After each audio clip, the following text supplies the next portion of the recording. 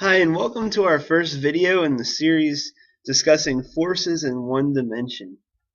A key player in determining a lot of the properties that we're going to discuss in this chapter, famous for his three laws of motion, is Sir Isaac Newton. And there's absolutely no way to violate Newton's three laws. Even though in the past century, with Einstein's theory of relativity, we've determined that the laws are not quite complete when you're traveling near speeds of light, but for everyday purposes, there's really no way to violate those laws. Basically, being the foundation of physics, they were published in 1687. Now, in the previous chapters, we've been discussing kinematics, which is describing motion, describing what you observe occurring, just the motion of everyday objects. Now we're going to be talking about the cause of that motion, in other words, the study of dynamics. So first of all, in order to study dynamics, we need to know the relationship between force and mass.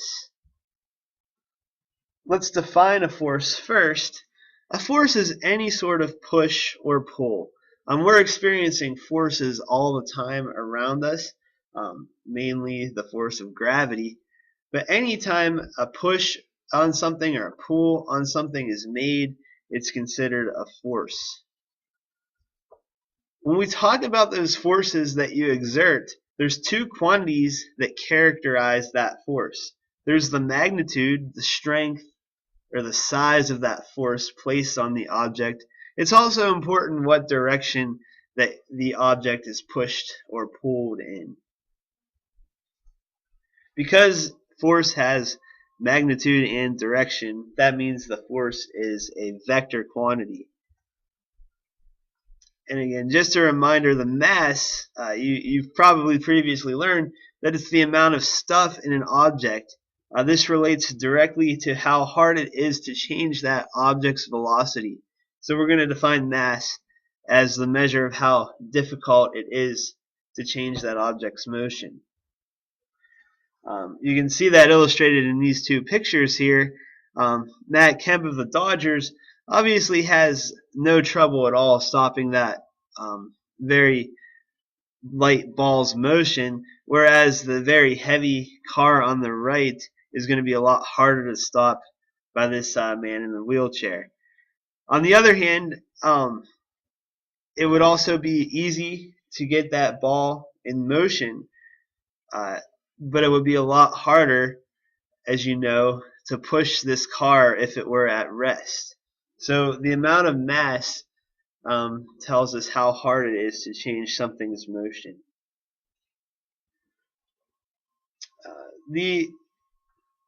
Like I said, mass can be thought of as the amount of matter in an object.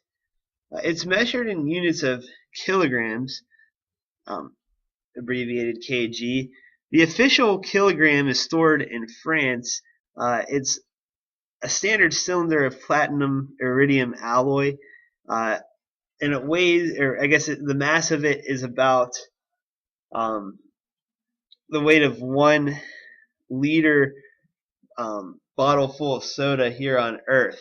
And that's important as we distinguish between mass and weight.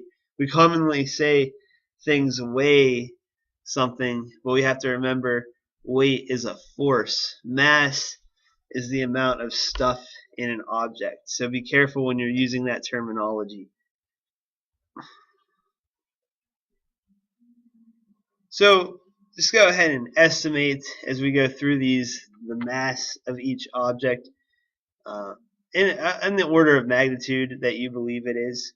So a gallon of milk, about 3.6 kilograms.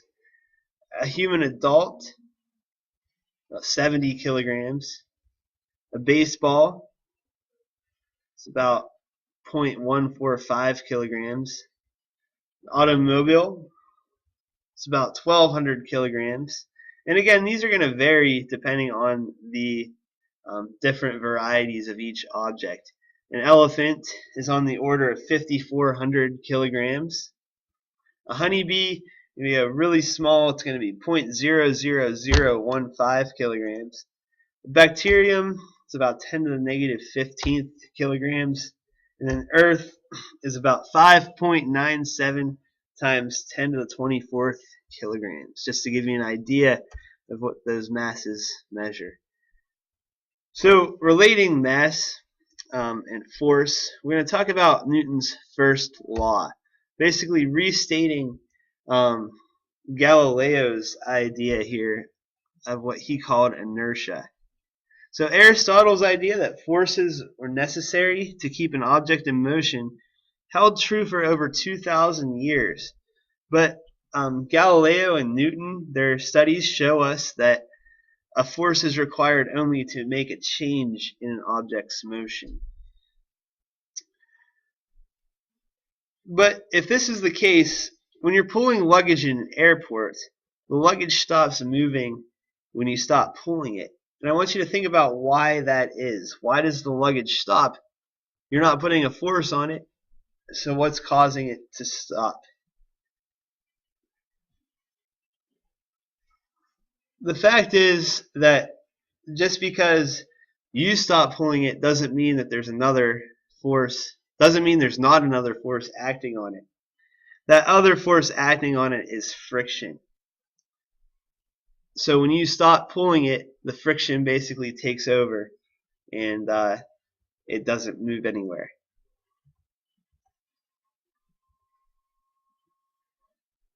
So you obviously know that you move much further sliding on ice than on dirt. So what would happen if you reduce the friction even more?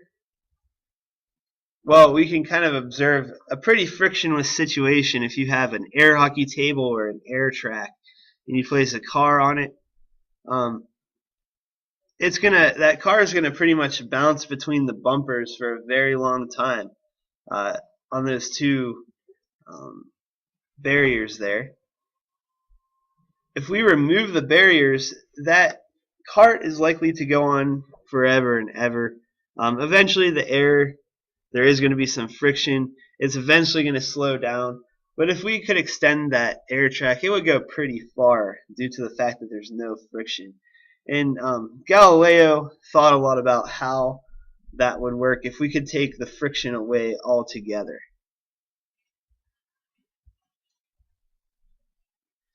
So we're just going to conclude here by stating what Newton's first law of motion is. An object at rest remains at rest as long as no net force acts on it.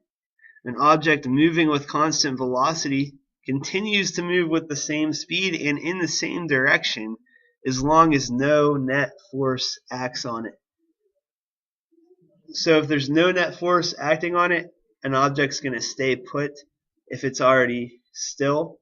It's going to keep moving if it's already in motion.